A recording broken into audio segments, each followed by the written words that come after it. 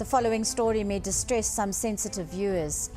The South African Army Special Infantry Capability Unit, based in Potchefstroom, is in deep trouble over allegations of starving and neglecting horses, some of which had to be put down. Now, the NSPCA has laid cruelty charges in terms of the Animal Protection Act. Patrick Brown, a well-known horse trainer and equestrian champion, had his passion for horses kindled when he joined the SANDF equestrian unit in Potchefstroom in 1987. The horses in this unit were highly prized. They had great facilities, superb stables. They lacked for nothing or wanted for nothing, the best food, the best grass. But in 2005, the SANDF equine unit was shut down. In 2011, the South African National Defence Force decided to revive its equestrian unit to train horses and riders to patrol our borders. In 2018, veterinarian Dr. Bryce Marrock was at the base to check up on the horses. When we arrived, we had realized that horses had already been shot, and we were told that horses were being shot due to collapse from emaciation. So what went wrong in the intervening years? Since October last year, Lieutenant Colonel Ernest Tlalewa has headed up the South African Army Specialized Infantry Capability, or SASIC for short, in Potchefstroom, which houses the equestrian unit. He says tenders were issued for specific types of horses required for border duty. The tender, you are speaking to the suppliers. You only specify to them what type of horses you need, what type of breed, the age, trainability, if they are supposed to be trained, because there was no time to train. We only have to acquire and utilize. The first group of 50 horses met the tender requirements. So we were told initially that the first batch of horses were trained. They were good horses, but after that, the other horses that arrived here were wild. In fact, some were too old, some were too young. Is that true? I think the first batch, it was fine. The second batch, there was a little bit of a hiccup because you remember it was a different suppliers and it was a different personnel that go and source. Tlalewa says in total about 250 horses were bought, but it seems most were wild and would have to be trained at the base. Wendy Wilson is the NSPCA's senior inspector who has intimate knowledge of horses. I've been working with horses my whole life. They are my #1 creature. I love them very, very much. Wilson had been a member of the police equestrian unit, a stable manager and an instructor. In 2012, she read an article that raised concern about the welfare of the horses. She soon paid an unannounced visit to SASIC but was denied entry. They did not want us on the base. They didn't want us inspecting their horses. Tlalewa sees it differently. The NSPCA were denied an access because in the army we work with policies and processes. You don't somewhere rock up.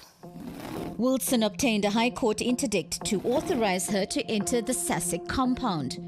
The NSPCA then engaged with the SANDF to develop a joint memorandum of understanding on how the horses should be trained and cared for.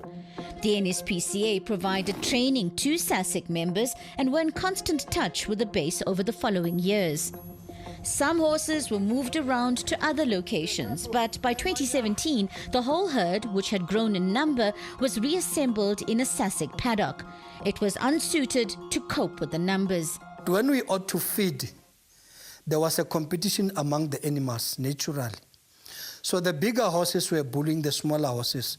And there was an alternative where we can say, like when you look at them now, you can say, okay, let me take the smaller horses and put them here and feed them aside. Losing patience, the NSPCA intensified its pressure. In December 2017, Dr. Marrock visited SASIC. The general state of the facilities that they were being kept in really put the horses at a high risk that if one small cog in the wheel broke, something like this was going to happen. Maroc sent a letter to the SANDF warning them of a crisis, urging them to consider reducing the numbers in the herd. Realizing that something urgent had to be done, in April last year, the NSPCA arrived at SASIC in Potchefstroom to negotiate the release of some of the horses into their care. According to them, what they found was distressing. They saw horses starving, wandering around aimlessly, and some had visible wounds. When we arrived, and in this area that I'd seen in December, the trees were all gone. They'd eaten the branches even. There was no stool because, as we had witnessed, there were horses eating horse stool. No, it never happened. It never happened. I think they read it somewhere. They saw it. In a natural way. It never happened that a horse will eat its own feces. Only a dog will do that, or a pig, but not a horseman. Tlalewa denies that horses were starving and that they ate the trees. The trees are still on the site, he says. 25 horses were in such bad shape that they had to be euthanized. I think the burden of responsibility is on everyone on that base. Everybody should have done something to ensure the welfare of those horses. So how did you feel when you saw those animals getting to a stage of, we've gone past malnutrition. Yes. The horses were starving. So how could you have fixed it? The way we could have fixed it is to provide an alternative accommodation. That was done later on. A few months later, 60 horses were relocated to another army base. But why didn't you come up with that plan beforehand? Why did we have to find ourselves in a situation where the horses were already starving? Don't forget, horses were put down. So we mustn't make this sound as if it was just a small thing that happened. It was not a small thing, because when you look at the pictures here, it was not a good thing. But that's what I'm saying. The plan was put into place later on. Too late is what I'm saying. Tlalewa referred us to the SANDF national headquarters for the findings of a board inquiry that was instituted last year into the state of the horses. The board found that there was no starvation and enough food and water was available to the horses. SASIC agreed to release 69 horses into the custody of the NSPCA, who had made sure that the horses were fed well enough to build their strength for the move. In July, the wild animals were finally loaded up, heading for a new home. See if we can get one more in. While they were there, the NSPCA happened to witness the training of some of the horses. The methods being used in their minds were unacceptable. Wilson and her team saw 7 soldiers riding horses in a way the NSPCA deemed brutal. They were being kicked to a degree that you just actually cannot comprehend. The violence and the force of the kick actually propelled the rider out the saddle. He almost fell off, one of them. We've got our own curriculum as to how do we go around training horses. According to them, it's terrible, you see. So that's where they started. Don't you think they would know, because that's their job? No. They are the NSPCA. The NSPCA know the welfare of the horse, not the training of the horse. Especially when we say the military training way of the horse. The horses were shaved so that photographs could be taken of the extensive bruising caused by the kicking. Wilson confiscated 7 horses and said 2 over the age of 20 had to be put down, allegedly due to long-term damage to their bodies and advanced age. The 69 horses were delivered to an equestrian centre on a farm in Richfontein, owned by Busisiwe Sebelwane. What was the condition of the horses?